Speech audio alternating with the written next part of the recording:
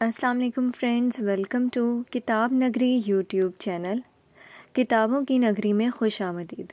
میں ہوں آپ کی ہوسٹ اقرا یاسین، اور آج میں آپ کے لیے لے کر آئی ہوں آپ کی فیوریٹ رائٹر حنا اسد کے قلم سے لکھے گئے خوبصورت novel stay in my arms کی ایپیسوڈ نمبر 15۔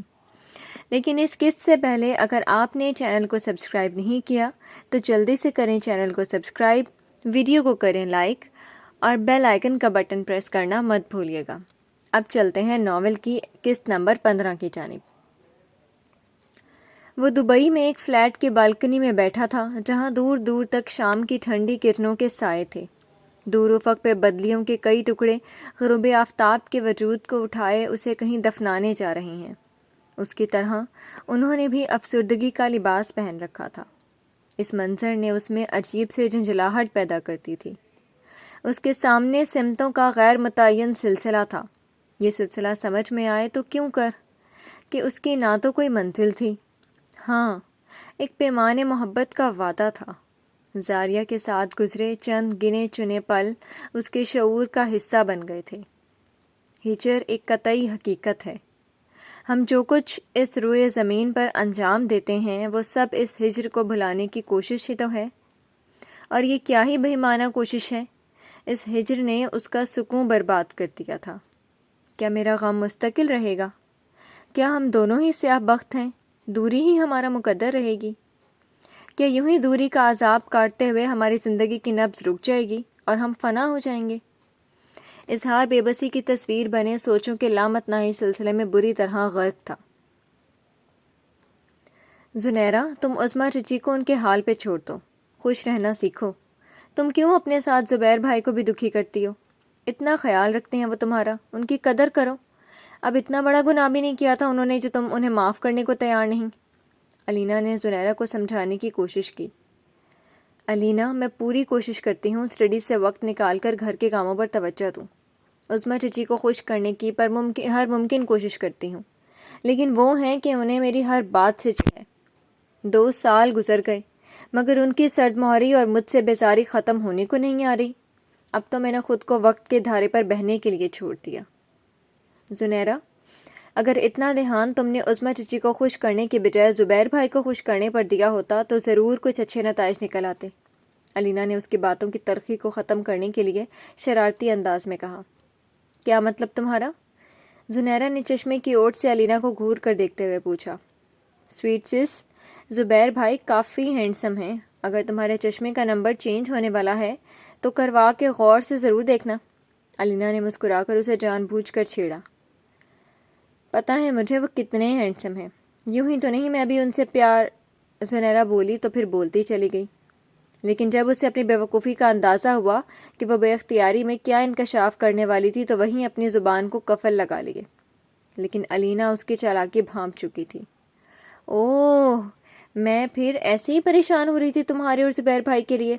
مجھے کیا پتا موصوفہ دل ہی دل میں اپنے شوہر سے محبت کرتی ہیں، بس اوپر اوپر سے ناراضگی اور نخرے دکھاتی ہیں۔ کیوں پاگل بنا رکھا ہے زبیر بھائی کو؟ اب کی بار علینا نے ہنستے ہوئے کہا۔ فضول مت بولو، ایسا کچھ بھی نہیں ہے۔ زنیرہ نے اسے مصنوعی خفگی سے کہا۔ ویسے تمہیں مسئلہ کیا ہے، زبیر بھائی کے ہینڈسم ہونے پر یا ان کے تم پر فدا ہونے پر؟ تم چپ رہو اور اپنا دماغ پڑھائی میں چلاؤ، ان مسئلوں کا حل میں خود ہی نکال لوں گی، زنیرہ نے ڈپٹنے کے انداز میں کہا۔ میں تو ڈھنگ کی بات سمجھا رہی تھی، کہیں ایسا تو نہیں تم زبیر بھائی کو نخرے دکھا کر زن مرید بنانا چاہتی ہو؟ اس نے ابرو اچکا کر شرارت سے پوچھا۔ اس نے جواباً گھور کر دیکھا، یقیناً اس کی گھوری کی علینا کو کوئی پرواہ نہیں تھی۔ زنیرہ نے اس سے نظریں ہٹا کر دیوار کی گھڑی پر نظر ڈالی۔ کیا آپ کے شوہر نامدار کے لینے آنے کا وقت ہو گیا ہے جو گھڑی کو دیکھا جا رہا ہے؟ علینا نے مسکرا کر دریافت کیا۔ زنیرہ کو خاموش سوچ میں ڈوبی ہوئی دیکھ کر وہ بھی چپ ہو گئی۔ کیا ہوا، اب خاموش کیوں ہو گئی ہو؟ کچھ دیر بعد علینا کو خاموش دیکھ کر زنیرہ نے پوچھا۔ میرا بولنا تمہیں اچھا جو نہیں لگ رہا تھا، سوچا چپ کر جاؤں۔ وہ خفگی سے منہ پھلا کر شکوہ کنہ نگاہوں سے اسے دیکھتے ہوئے بولی۔ اچھا ناراض مت ہو، میرے اور زبیر کے پیپرز ختم ہو گئے ہیں، شکر ہے اب ٹینشن فری ہو گئی، گھر جا کر سکون سے سوں گی، بس وہ آنے والے ہی ہوں گے، زنیرہ کہتے ہوئے اٹھی اور زبیر کے آنے سے پہلے اپنی چیزیں سمیٹنے لگی۔ کتنی سرد مہری جھلکتی تھی اس کے رویے میں، کتنی برف جمی تھی۔ اگر کہ برف پگھل جاتی تو شاید تو پانی سارے بندھوں کو توڑ کر سیلاب برپا کر دیتا۔ اس نے خود کو ایس کے کی آنکھوں میں تلاشنا چاہا، مگر اس کی آنکھوں میں آج بھی اجنبیت تھی۔ وہ یکسر اجنبی تھا، جیسے کبھی ان دونوں کے درمیان کوئی تعلق رہا ہی نہ ہو۔ بیتا وقت فاصلوں کی نئی داستانیں رقم کرتا چلا گیا۔ وہ آج بھی ایک دوسرے سے جدا تھے۔ عنایا دم سادھے ساکت سی بیٹھی تھی۔ سکوت نے جیسے چاروں اطراف سے ماحول کو اپنی لپیٹ میں لے لیا تھا۔ کتنی طویل خاموشی تھی، اور اس چپ میں کتنے اسرار چھپے ہوئے تھے۔ روزلی نے اپنے مضبوط جسامت کے مالک بیٹے شارق کو دیکھا۔ اس لمبے چوڑے قد و قامت میں آج بھی وہ انہیں اپنا معصوم سا روٹھا ہوا بچہ ہی لگا۔ وہ دھیرے دھیرے چلتی ہوئی اس کے قریب آ رکی اور اسے بغور دیکھا۔ اس کے مضبوط شانے پر بہت ہولے سے ہاتھ رکھ دیا۔ شارق تب بھی ان کی طرف متوجہ نہیں ہوا۔ مجھے یقین تھا تم گھر واپس ضرور آؤ گے، روزلی نے محبت بھرے انداز میں کہا۔ میں صرف آپ سے ملنے آیا ہوں، ورنہ، وہ اسپاٹ لہجے میں کہتا بات ادھوری چھوڑ گیا۔ چلو کسی کے لیے نہ سہی، ماں کا خیال تو آیا؟ وہ پہلے عنایا کی طرف دیکھ کر پھر شارق سے بولی۔ کسی کے لیے میں اپنی موم سے دور نہیں رہ سکتا۔ ایس کے کا لہجہ متانت سے پور تھا۔ ایس کے، مجھے امید نہیں تھی کہ تم میری بات رد کرو گے۔ 2 سال ہو گئے ہیں مجھے تمہیں سمجھاتے ہوئے، اب بس بھی کرو۔ وہ عجیب بے بسی سے اسے تکنے لگیں۔ ایس کے، میں یہ سب تمہاری بھلائی کے لیے ہی کر رہی ہوں، اور کون ہے میرا تمہارے سوا؟ ان کا دھیما لہجہ کس قدر کرب سے دوچار تھا۔ ایس کے اپنی جگہ سے اٹھ کر کھڑا ہوا۔ آپ نے اس کا ساتھ دے کر خود میری مخالفت مول لی ہے، ورنہ کب کا میں اس نام نہاد رشتے سے جان چھڑا چکا ہوتا۔ اسپاٹ انداز میں کہتا وہ بے رخی سے چہرہ پھیر گیا تھا۔ اس کے چہرے کی رگیں بے حد تنی ہوئی تھیں، اور خود پہ کیا گیا جبر ناقابل برداشت تھا۔ کیا سب بھلا نہیں سکتے؟ کشمکش میں مبتلا وہ اپنا شاندار سے بیٹے کو آس بھری نظروں سے دیکھ رہی تھی، جو ان کے سامنے ڈٹا کھڑا بے یقینی سے اپنی ماں کو دیکھ رہا تھا۔ موم، کیا وہ سب بھولنے کے قابل ہے؟ اس نے مجھے ناقابل تلافی نقصان پہنچایا ہے۔ کیا قصور تھا میرا؟ کس قدر اشتعال انگیزی سے مخاطب تھا وہ اس وقت۔ اس کے چہرے کے اتار چڑھاؤ بتا رہے تھے کہ بہت سے طوفانوں کا سامنا کر رہا تھا، اور اپنے اندر اٹھتے طوفان کو روکنے کی کوشش میں بمشکل بند باندھے کھڑا تھا۔ موم، آپ کو کیا لگتا ہے یہ حق پر ہے کہ اس نے جو بھی کیا اسے معافی مل جانی چاہیے؟ شاید آپ کو احساس نہیں کہ میں نے کیا کچھ کھو دیا۔ اس نے میرا ہی نہیں، خود سے وابستہ رشتوں کا احترام بھی پامال کیا ہے۔ I'm sorry موم، میں اسے معاف نہیں کر سکتا، وہ قطعیت سے اکھڑے ہوئے لہجے میں بولا۔ ایس کے، میں جانتی ہوں شوہر سے دوری کاٹنے کا عذاب۔ میں نے بھی تو تمہارے باپ کے بنا ساری عمر کاٹ دی۔ جس کرب سے میں گزری ہوں میں نہیں چاہتی عنایا بھی گزرے۔ اسے اپنا لو، معاف کر دو اسے، ساتھ مل کر خوشگوار اچھی زندگی گزارو، انہوں نے دھیمے لہجے میں کہا۔ موم، بابا نے آپ کی محبت، خلوص و رفاقت کا کیا صلہ دیا؟ طویل جدائی اور بے تنائی، وہ سرد لہجے میں گویا ہوا۔ کیا تم چاہتے ہو کہ تمہاری ماں دکھی اور بے چین ہو کر مرے؟ مرنے سے پہلے اپنی ماں کو خوش نہیں دیکھنا چاہتے؟ موم، اس نے فاصلہ سمیٹ کر ان کے منہ پر ہاتھ رکھ دیا۔ کچھ نہیں ہوگا آپ کو، وہ انتہائی کرب زدہ آواز میں بولا۔ تو پھر میری خوشی کے لیے میری خاطر اسے معاف کر دو۔ میں سوچوں گا موم، وہ بے تاثر آنکھوں سے اسے دیکھتے ہوئے بولا۔ اچھا چلو جاؤ، عنایا کو آج ساتھ لے جاؤ، جب سے یہاں آئی ہے بس میرے ساتھ گھر میں رہتی ہے، اسے آج اپنے ساتھ لے جاؤ، باہر گھوم پھر آؤ۔ ایس کے نے بنا اس کی جانب دیکھتے ٹیبل پر پڑی گاڑی کی چابیاں اٹھائیں اور باہر نکل گیا۔ روزلی نے عنایا کو اشارہ کیا اس کے پیچھے جانے کا، تو وہ چھوٹے چھوٹے قدم اٹھاتے ہوئے اس کے پیچھے پیچھے چل دی۔ ایس کے عنایا کو اپنے ساتھ US تو لے آیا تھا، اور آتے ہی اپنی والدہ روزلی کو عنایا کے بارے میں ساری تفصیل سے آگاہ کر دیا تھا۔ اس نے فیصلہ کیا تھا کہ وہ اسے طلاق دے دے گا، وہ جب تک چاہے یہاں رہ سکتی ہے، اور وہ اسے مالی سپورٹ بھی کرے گا۔ لیکن جب یہ بات روزلی کو پتہ چلی تو وہ ایس کے سے ناراض ہو گئی اور اسے عنایا کو طلاق دینے سے منع کیا۔ ان میں عنایا کی وجہ سے کافی بحث ہوئی، جس وجہ سے وہ گھر چھوڑ کر چلا گیا تھا۔ عنایا کو اپنی غلطی کا احساس تھا۔ اس نے دن رات روزلی کی خدمت کی۔ روزلی بھی اسے بہت پسند کرنے لگی تھی۔ ان کا بھی 1 منٹ عنایا کے بنا وقت نہیں گزرتا تھا۔ آج کتنے عرصے بعد ایس کے ان سے ملنے گھر آیا تھا اور انہی کے ہاتھوں باتوں سے نیم رضامند ہوا تھا، تو انہوں نے کچھ سکون کا سانس لیا۔ ان دونوں کو ایک ساتھ باہر جاتے دیکھ کر روزلی نے دل میں ان دونوں کی دائمی خوشیوں کے لیے دل میں دعا کی۔ زاریہ اپنے کمرے میں بستر پر اوندھے منہ لیٹی اپنی ڈائری پر بڑی دلچسپی سے اپنے احساسات اتار رہی تھی۔ کبھی کبھی ہم کسی کو اتنا چاہ لیتے ہیں کہ پھر ان کے بعد کوئی چاہت نہیں باقی رہتی، کیونکہ شاید ہم انہیں اتنا دل سے چاہتے ہیں۔ لیکن ایسا کیوں ہوتا ہے کہ اتنا چاہنے کے باوجود، سچائی کے باوجود صرف اذیتیں اور دوریاں نصیب ہوتی ہیں؟ میں سوچتی ہوں کہ جب کوئی ہمارا پیارا ہم سے دور چلا جائے تو لوگ کہتے ہیں صبر کرو، سب ٹھیک ہو جائے گا۔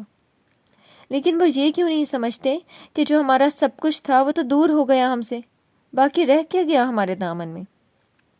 اب تو بس زندگی گزارنی ہے، چاہے جیسے بھی گزرے۔ جب کوئی ایسا انسان آپ سے دور ہوتا ہے نا، جو آپ کو اپنی ذات سے بھی پیارا ہو، تو پھر بس زندگی ایک سوال بن کر رہ جاتی ہے کہ ایسا کیوں ہوا اس کے ساتھ؟ اتنی اذیت کیوں مل رہی ہے آخر؟ اس کا کیا قصور تھا؟ اور پیار جیسے احساس سے اگر اتنی اذیت ملتی ہے کہ دم گھٹنے لگتا ہے، تو پیار ہوتا ہی کیوں ہے؟ پین اس کے ہاتھوں سے چھوٹ کر ڈائری پر گرا۔ وہ پھوٹ پھوٹ کر رونے لگی۔ 2 سالوں میں اس پر یہ واضح ہو چکا تھا کہ وہ نہیں رہ سکتی اظہار کے بنا۔ وہ بے خبر اب پتہ نہیں کہاں تھا۔ اظہار، واپس آ جاؤ پلیز، زاریہ مر جائے گی، پلیز آ جاؤ۔ ہلکی بڑبڑاہٹ کے ساتھ مسلسل انہی لفظوں کا ورد کرتے وہ روئے جا رہی تھی۔ نازک وجود ہچکولوں کی زد میں تھا۔ دل چاہا کہ کہیں سے کھینچ لے آئے اس انسان کو۔ بآواز روتے وہ آج اعتراف کر رہی تھی کہ زاریہ ادھوری ہے اس کے بنا، پر سننے والا وہاں ہوتا تو سنتا نا۔ بارش کی برستی بوندوں نے جب دستک دی دروازے پر، محسوس ہوا تم آئے ہو، انداز تمہارے جیسا تھا۔ ہوا کے ہلکے جھونکے کی جب آہٹ پائی کھڑکی پر، محسوس ہوا تم گزرے ہو، احساس تمہارے جیسا تھا۔ میں نے گرتی بوندوں کو روکنا چاہا ہاتھوں پر، ایک سرد سا پھر احساس ہوا، وہ لمس تمہارے جیسا تھا۔ تنہا میں چلا پھر بارش میں، تب ایک جھونکے نے ساتھ دیا، میں سمجھا تم ہو ساتھ میرے، وہ ساتھ تمہارے جیسا تھا۔ پھر رک گئی وہ بارش بھی، رہی نہ باقی آہٹ بھی، میں سمجھا مجھے تم چھوڑ گئے، انداز تمہارے جیسا تھا۔ سر، یہ فائل اس نئے مینیجر کی ہے، جس کو لاسٹ ویک اسلام آباد والے ہوٹل میں مینیجر اپوائنٹ کیا گیا ہے۔ اس کا نام جنید شیخ ہے۔ آپ اس کی فائل چیک کر لیں۔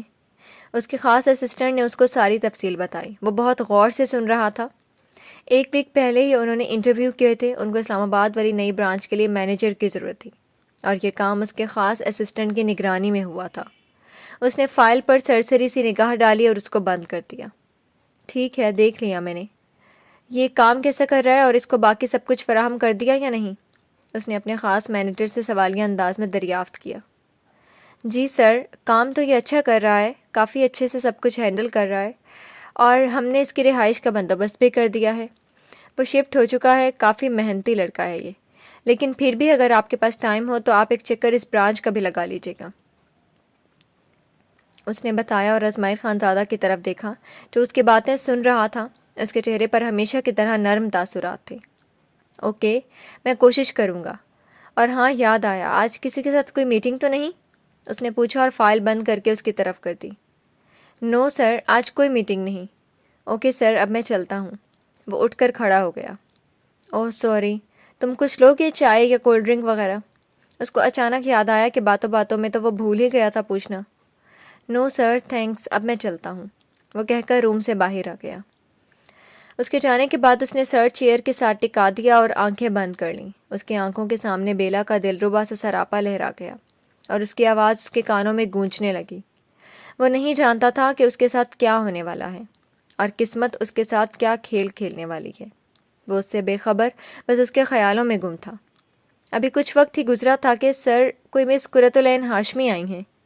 وہ اپنے شاندار آفس میں فائلیں سامنے رکھے سائن کرنے میں مصروف تھا، جب انٹرکام پر اس کی پرسنل سیکرٹری نے کسی قرۃ العین ہاشمی کے آنے کی اطلاع دی، اس کے ماتھے پر بل پڑ گئے۔ یہ کون ہیں اور کیوں آئی ہیں؟ پتہ نہیں سر، انہوں نے نہیں بتایا۔ بھیج دوں یا نہیں؟ دوسری طرف سے پوچھا گیا۔ آپ بھیج دیں انہیں، اس نے لب بھینچ کر کہا۔ ہیلو مسٹر عثمیر خان زادہ، کیسے ہیں آپ کو میں یاد تو ہوں گی ہی، میرا آنا ناگوار تو نہیں گزرا؟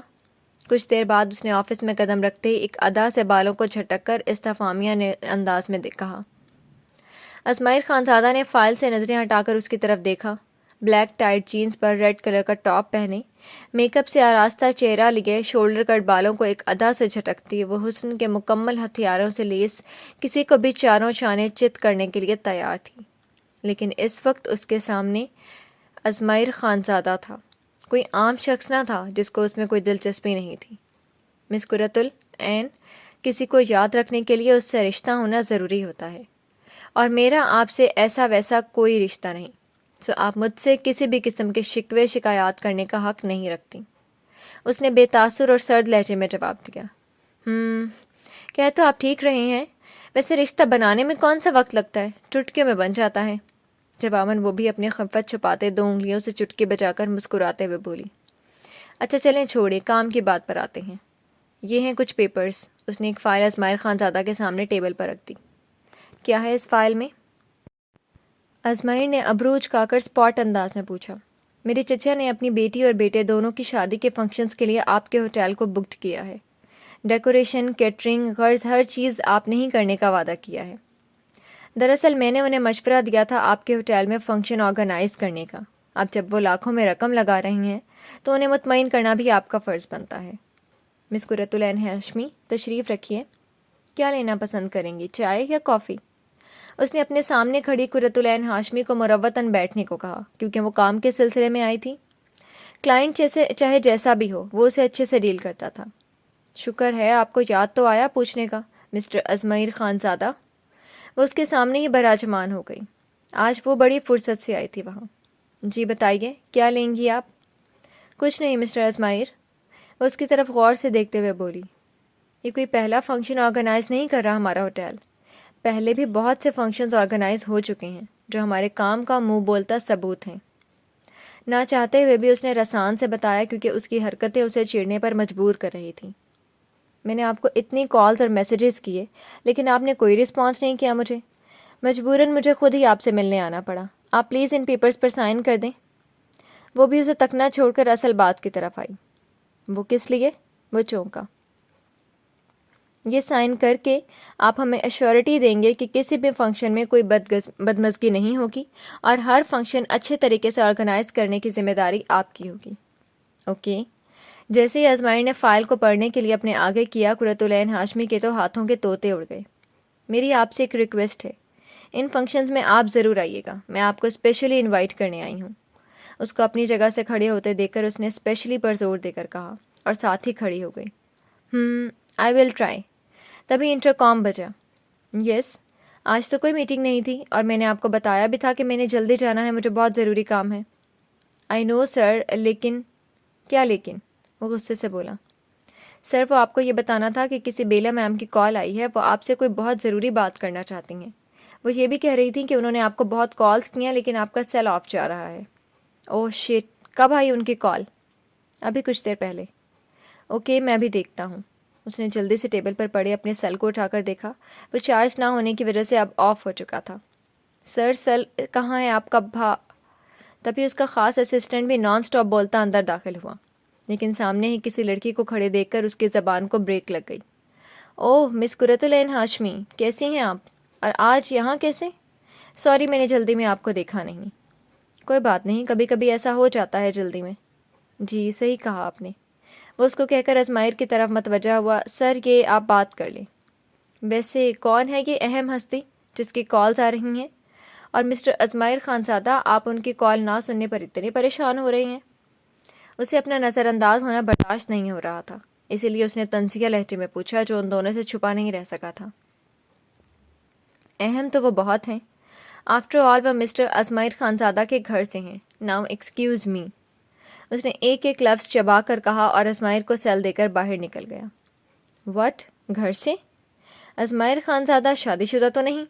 اسے زوردار قسم کا جھٹکا لگا تھا۔ اس کے اندر کچھ بہت زور سے ٹوٹا تھا۔ 2 سال پہلے جب پہلی بار ازمائر خانزادہ سے اس کی ملاقات ایک پریس کانفرنس میں ہوئی تھی تو اس کی ہارٹ بیٹ مس ہوئی تھی اور اسے ازمائر خانزادہ سے پہلی نظر والا پیار ہو گیا۔ تبھی اس نے سوچ لیا تھا وہ شادی کرے گی تو ازمائر خانزادہ سے۔ تب سے ہی وہ اس کے پیچھے پڑ گئی تھی۔ کبھی وہ ڈیفرنٹ نمبر سے کال کرتی اسے، کبھی میسیجز، لیکن ازمائر نے کبھی کوئی رسپانس نہیں کیا تھا۔ رات کو بھی وہ اس کو کالز کرتی رہی لیکن اس نے اٹینڈ نہیں کی، تو مجبوراً وہ ایک خاص مقصد کے لیے اس کے آفس پہنچ گئی اور یہاں آ کر اسے ایسی نیوز ملی جس نے اسے شاکڈ کر دیا تھا۔ بہت عرصے سے وہ موقع کی تلاش میں تھی اور آج اس نے جان ہتھیلی پر رکھ کر آر یا پار ہو جانے کا فیصلہ کیا تھا۔ کیا ہوا بیلا؟ ازمائر خانزادہ نے بیلا سے تشویش بھرے انداز میں پوچھا۔ مسٹر ان پر سائن کرتے ہیں، میرے پاس زیادہ وقت نہیں۔ سامنے کھڑی قرۃ العین ہاشمی نے اسے سائن کرنے کے لیے مجبور کیا۔ دوسری طرف بیلا مسلسل فون پر روئے چلی جا رہی تھی مگر منہ سے کچھ نہیں بول رہی تھی۔ ازمائر دوہری پریشانی میں گرفتار تھا۔ بیلا بتاؤ مجھے کیا ہوا ہے؟ اس کے تو ہاتھ پاؤں پھول گئے تھے اس کی رندھی ہوئی آواز سن کر۔ اس پر سائن پلیز۔ ازمائر خانزادہ نے اسے زہر خند نظروں سے دیکھا، پھر بنا پڑھے ان پیپرز پر سائن کر دیے۔ میں آ رہا ہوں۔ اس نے کال بند کی اور باہر کی جانب بھاگنے کے انداز میں ایک جھٹکے سے آفس کا دروازہ کھول کر باہر نکل گئی۔ آئی کانٹ بلیو دس، وہ شوق اور خوشی کی ملی جلی کیفیت میں بولی۔ واہ اینی، تو بہت خوش قسمت نکلی، آج تو تیرا دن تھا، موقع پر چوکا۔ ارے بھاڑ میں گئی یہ جو بھی ہے بیلا، کان پک گئے میرے یہ نام سن کر۔ اینی تو کمال ہے کمال، وہ یکدم خوشی سے زور سے چلائی۔ اس کو کیا ہوا؟ اس کا اسسٹنٹ دروازے کے باہر کھڑا تعجب سے بڑبڑایا۔ لگتا ہے کافی شوق ہے محترمہ کو کسی بات کا۔ وہ بھی کندھے اچکا کر کہتا اپنے کیبن کی طرف چل پڑ دیا۔ جی تو پیارے ریڈرز، کیسی لگی آپ کو آج کی قسط؟ کمنٹ سیکشن میں ضرور بتائیے گا۔ کن پیپرز پر سائن کروائے ہوں گے قرۃ العین نیوز رپورٹر جو فرسٹ قسط میں آئی تھیں؟ یاد تو ہوں گی ہی آپ سب کو۔ جلد ہی ملتے ہیں اگلے قسط کے ساتھ، لیکن اگلی قسط تب اپلوڈ کی جائے گی جب آپ کا رسپانس آئے گا، اور رسپانس اچھا ہونا چاہیے کیونکہ آپ کا رسپانس ان قسط ایک ساتھ پر بہت کم ہوتا جا رہا ہے۔ شکریہ، اللہ حافظ۔